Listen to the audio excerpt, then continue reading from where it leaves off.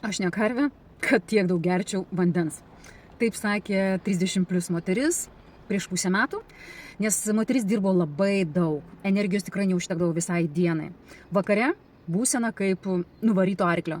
Per laisvadienius nėra jėgų keltis, yra noras tik gultis ir ilsėtis. Ir kas pasikeitė per tuos 3 mėnesius? Arba kas pasikeitė, kai moteris protingai pradėjo didinti vandens kiekį, gyvo vandens kiekį, esminis momentas, nes kartais ne kiekyje, o vandens kokybėje yra esminis klausimas. Ir kai jinai pradėjo gerti gyvą vandenį, kaip manot, kas pasikeitė?